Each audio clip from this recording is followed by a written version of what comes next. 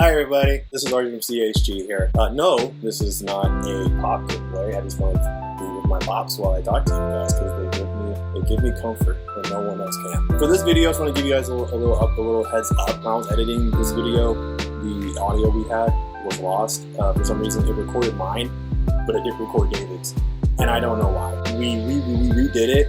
But we had to do it in a similar fashion to when we lost some audio footage from the Resident Evil playthrough. Basically, it'd be us commentating over the gameplay footage that we already had, because that was fine. So it's just basically us talking about it after the fact. It's just for this one episode that it happened. So I just want to give you guys a heads up. Just be aware that the audio will be a little bit different. It's going to be much more conversational and much more just like kind of, I guess, reacting in a sense, rather than having everything happen in real time. Thank you for watching, and don't forget to please like, comment, subscribe. Bye! Hey, welcome back, guys. What's up? What's going on, people? So this episode is a little different than others, as I mentioned in the little intro I put in.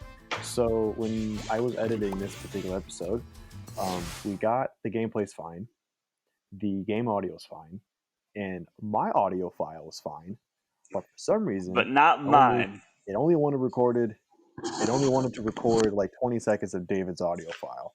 So we're doing something similar to what Travis and I did when we lost a few episodes of Resident Evil 2, where we're just going to be watching the video and then commenting over it.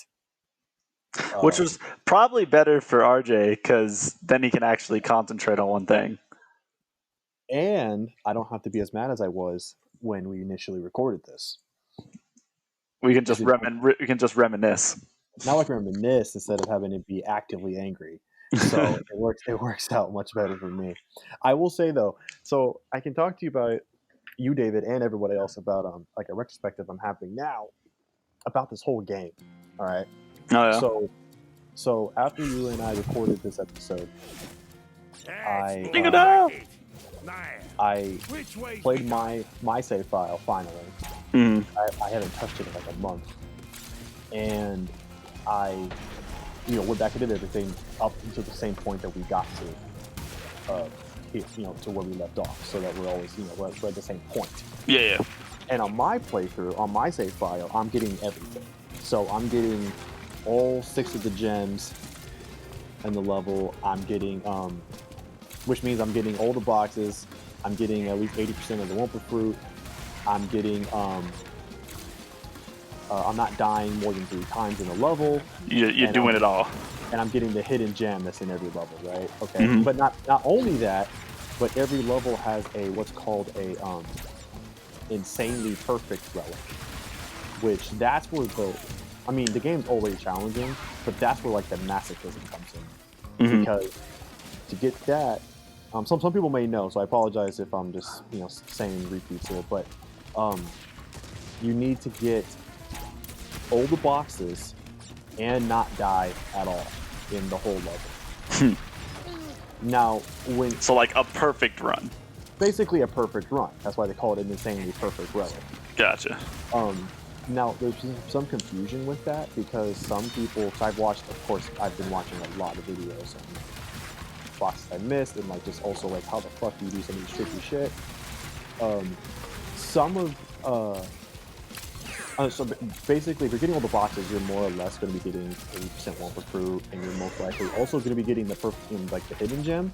So some people thought that you had to basically do everything, right? Which would make sense. It is called the insanely perfect run. Yeah. But thankfully, you don't have to. You just have to get all the boxes. If you don't get 80% of the Wumpa fruit somehow, there's no big deal. If you don't get the hidden gem, not a problem. Which in some cases actually helps a lot. But I will say these relics have been something. I'll tell you that. Yeah. I'll tell you that, man.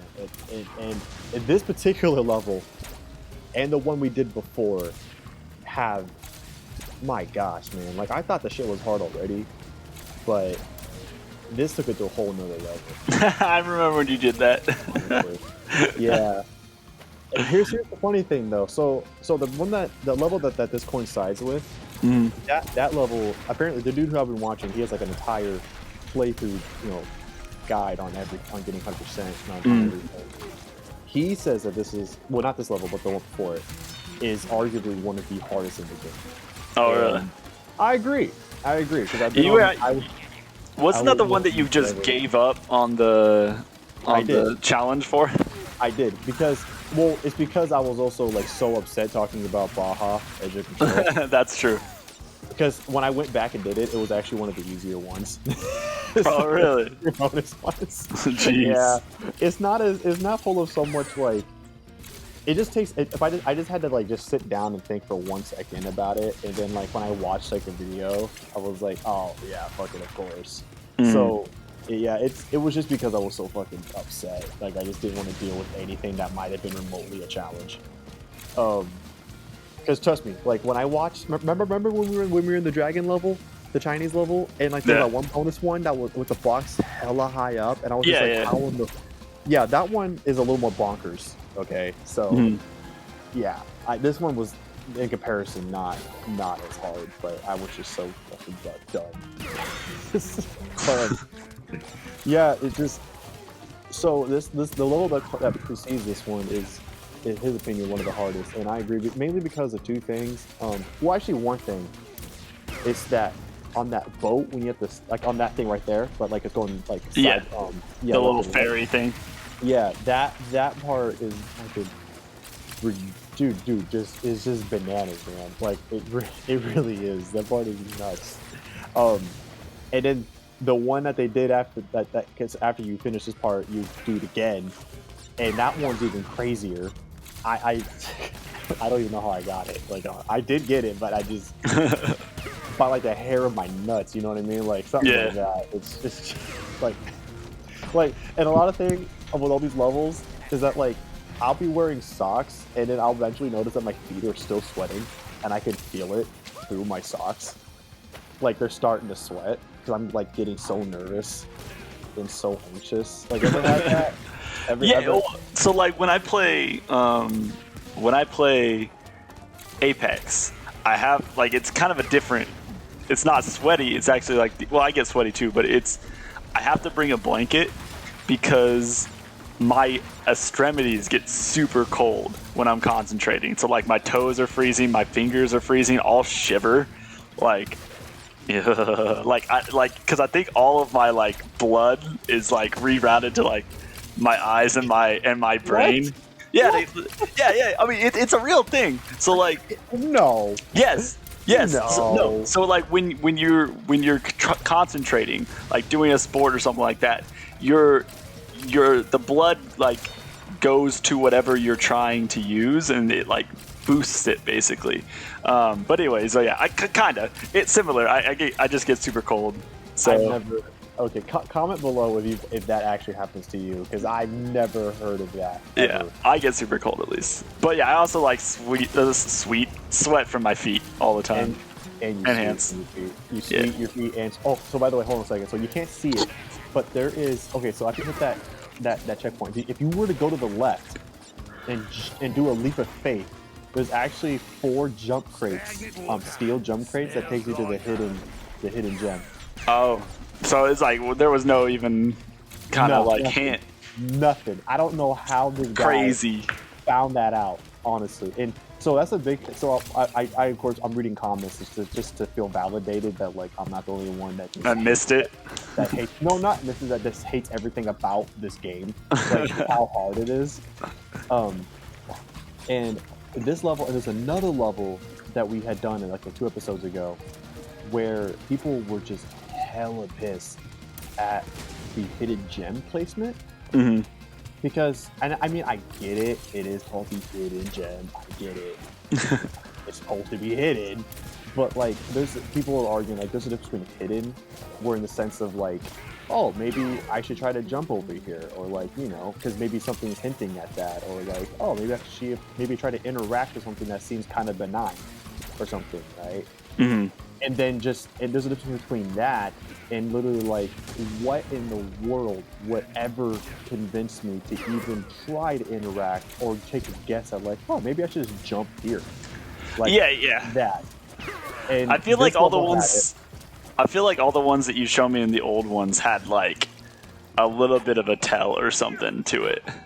Yeah, and like a example that I agree with that was given was in Crash 2, in one of the later levels, to get the hidden, I believe, purple gem at one of the levels. There's a bunch of nitro crates that are kind of stacked like stairs, but like obviously you're conditioned to like don't touch nitro crates, right? Yeah. So you see it, and at first you're like weary because you're like, okay, it's a nitro crate. I shouldn't touch it. Because if I do, I'm going to die. Because that's what happens every other time I touch the nitro crate. But, why are they shaped like stairs? You know what I mean? Like, it's conspicuous. Yeah. So, you're just like, well, maybe I should give it a shot. And then you get rewarded with, like, yeah, they actually don't blow up. And it actually does lead you to a secret part of the level where you'll get the gem at the end of the path. Weird. Which is like whatever, and like also there's another one in Crash 2 where it's like actually one of these little jetboard levels. It's actually one of those, and before you're about to jump onto the jetboard or the jet ski, there is like a bunch of boxes, right? And there's also a platform a little ways away from like after those boxes. And I mean, I didn't think of this because I was too young, but people who might have been older probably thought like, huh, it looks like I can actually jump on these boxes and I can actually get to that platform. And you can, and it leads to one of the secret warp rooms of the game. Mm-hmm. So it's like, it rewards like, just curiosity, Yeah, like just like noticing stuff that's out of place. Like, yeah. Where I would say like the other one that you just told me about for this level is just like there's nothing out of place. You just have to jump off to the side, which is a little bit.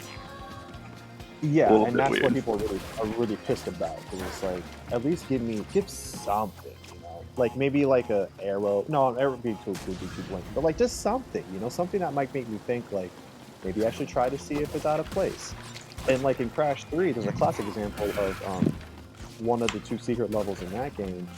You in one of the motorcycle levels, I mean, you kind of need to pay attention to your surroundings, but in the second motorcycle level, if you pay attention to the signs that you pass by, like just the regular road signs, there's one with an alien head, and it's the only one with an alien head on it. And if you hit it, it takes you to one of the secret levels of the game.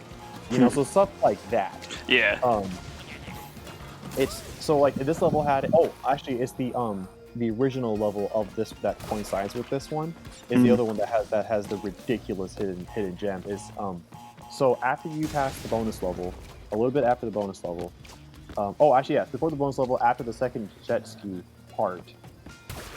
Apparently, and I can see why they might think they're validated in this, because if it's there, as you're making your way towards a barrel, you'll see a steel crate behind the barrel, but just barely.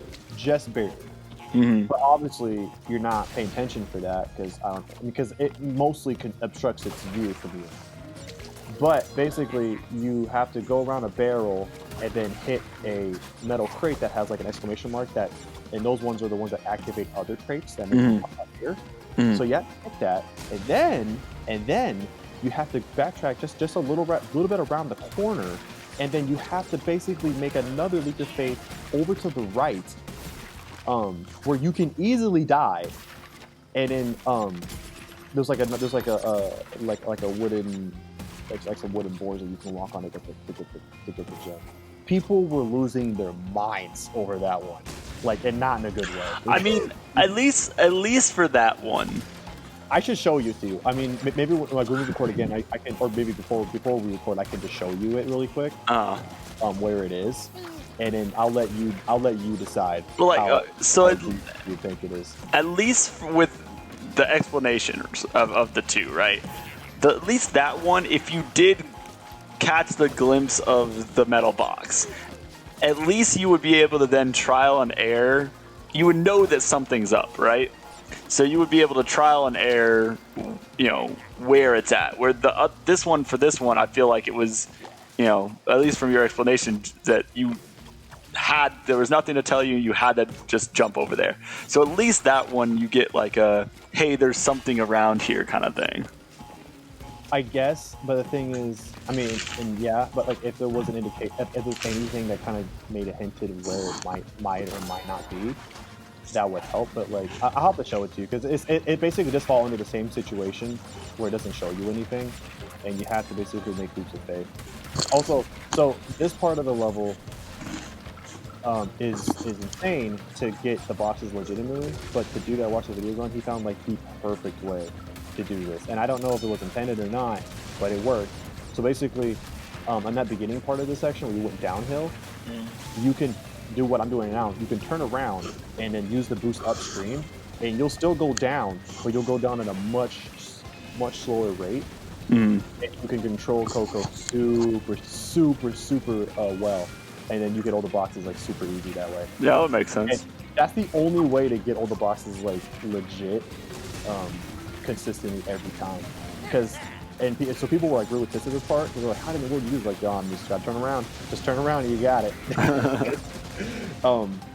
Yeah, it's just this game is taking like it's as if the game doesn't like completionists, honestly.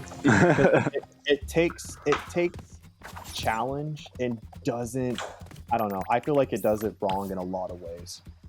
I think what they might have been struggling with is how to retain people without adding like loot boxes or something like that, or like season pass. They had to keep people from beating the game and then going and trade it in. So I mean, I suppose so, but I feel like there could have been better ways to do that without just having to just use loot crates and stuff. I mean, I don't know. I feel like they could have done it. I mean, because I love the concept of the skins. I love that. And by the way, I've gotten a lot of skins. I'll show you later. I got a lot of skins doing all the getting all the relics and everything and all the stuff. But yeah, I think we're about towards the end. I think we're probably just chit chatting at this point, and I'm probably just like hyperventilating and trying to recover from that level. But yeah, so when we record next time, David, I'll decide if I either want to show all of you guys or if I'll show just David, those two hidden gems, because the craziness. I mean, just kind of like the, the what the fuck kind of for both of them, because all the other ones have been they either were hidden, but it was like clever hidden. Like when things are cleverly hidden, even if you didn't think to find it, you're still like, oh, that's okay. You give it to them. You don't really care. Yeah. But when things don't seem clever and they just seem cheap and they just seem like BS, it's like, oh, come on, guys. Yeah, I get it. You're better than this. You're better than this. So yeah. So well, I don't really know how much we should keep talking. I think it's maybe like 30 seconds left, but I have no idea. That's hard with this kind of thing. Well, guys, thanks for joining us again on this kind of weirder recording episode. Me and RJ are thinking about getting a podcast together to talk about games in the game industry. So if you think that's a good idea, comment down below if you want to hear me and RJ talk about random crap with video games and the industry and kind of more intellectual conversations. So yes, we want to know if people think that's a good idea. We can maybe even have special guests and stuff. Yeah. Well, anyways, we'll see you guys next time. Thank you for joining us. Peace. Bye.